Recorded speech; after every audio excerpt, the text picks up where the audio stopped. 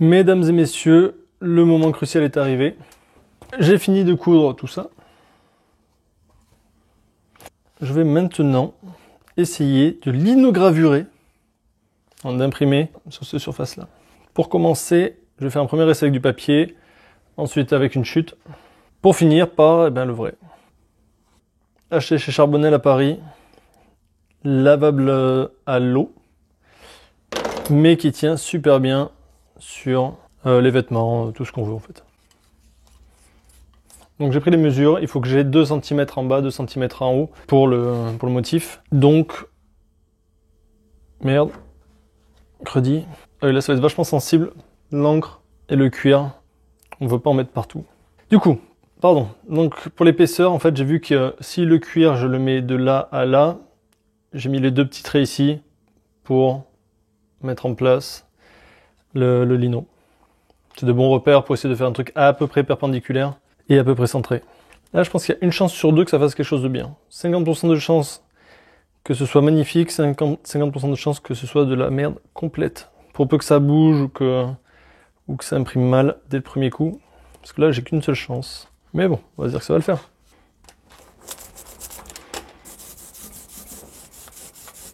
Ah, pour les essais, je vais mettre une grande feuille blanche dessous. Pour pas mettre de l'encre partout.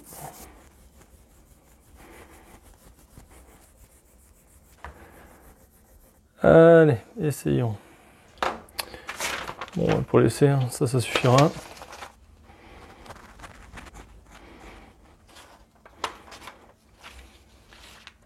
Ça me paraît pas mal pour un premier essai.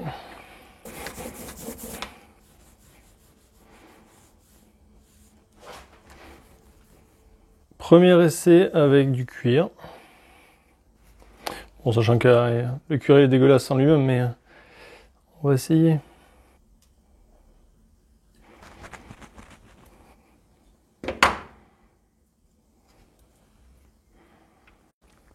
Je sais pas si je trouve ça pas mal ou si je trouve ça moche. On verra bien. Aussi bien ça sera dégueulasse. Mais au moins vous aurez vu que faut pas le faire. Bon on est parti pour la bonne.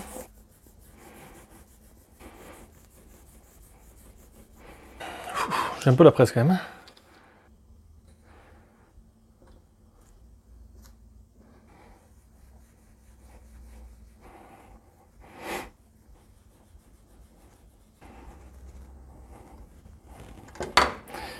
Voilà, faut pas faire de la merde.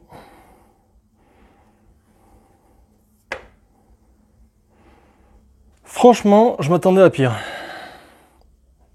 J'aurais pu appuyer un peu plus ici. Mais franchement, le reste... Merde. Hop là. Voilà, c'est pas un truc exceptionnel, mais ça colle à peu près à mes attentes. Bon voilà, maintenant 2 jours attendre que ça sèche. Allez, juste pour une petite idée, une fois fermé, ouais c'est pas mal. Et dans 2 jours pour vous montrer le résultat final. Bon on est de retour après 2 jours de séchage pour le motif. Pour le protéger, parce que ça a quand même tendance à se barrer, j'ai essayé sur une chute à plusieurs types de vernis. Alors honnêtement je sais pas du tout si le vernis est adapté ou pas, s'il faut.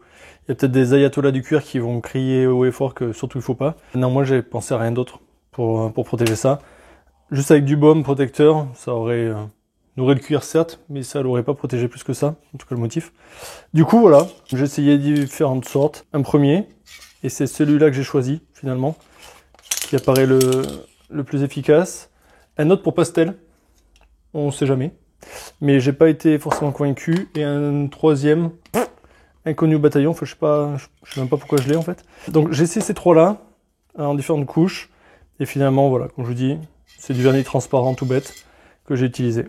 Forcément, j'ai pas verni l'ensemble, juste le motif. Et du coup, pour ce faire, j'ai utilisé de la bande comme pour peindre les murs. Par contre, histoire de ne pas endommager le cuir, j'ai fait la bonne vieille technique de le coller sur mon jean plusieurs fois pour limiter l'adhésion, l'adhésif, enfin pour pas que ça colle trop. Voilà. Et j'ai passé 2 couches à chaque fois que j'ai attendu. Donc voilà, ça fait 2 jours, ça a l'air de bien tenir. Prochaine étape, ça va être de mettre en place la pression ici. Vu que de l'autre côté, il y a toujours le le feutre, ça va être de glisser le petit ch'pinouille. Je vérifie que c'est bien celui-là quand même. Ah bah non, ça tombe bien. Celui-là peut-être? Oui. On va y aller tout doucement. Et là, voilà. Là, on est pas mal. Le petit instrument, mais histoire que ça vienne pas taper que dans le feutre et que ça amortisse les coups, je vais juste glisser la règle métallique, hop, dessous pour venir constituer quelque chose de solide. Voilà. Et j'ai en plus utilisé ça. Voilà, on est pas mal. Bon, je crois que j'ai pas le droit à l'erreur. Il me semble que j'ai plus qu'une seule pression. C'est bizarre, le bruit est pas forcément génial. Putain, je vais défoncer le truc. Test. Ça m'a l'air pas mal, mais je m'attendais pas à ça. Je vais essayer de l'aplatir un petit peu plus.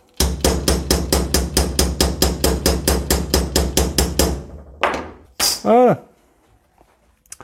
Bon. Hop. Bon, bah pas de pigment, pas d'encre sur les doigts. C'est déjà mon début. Et maintenant, il reste plus que deux choses. Le mettre en forme et ensuite passer un petit baume dessus pour le protéger. Pour le mettre en forme, deux solutions. Soit on mouille la tranche et on vient le former, soit on lui met des petits coups de marteau. Je pense que je vais choisir cette option-là, tout doucement. Ou même le former à la main en fait. Hop, hop, hop. Alors, en maintenant bien les bords.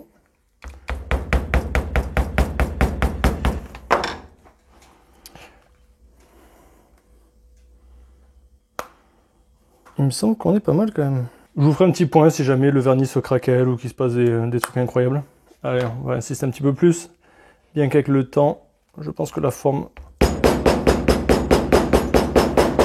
Sachant que j'utilise le même marteau que pour aplatir les coutures.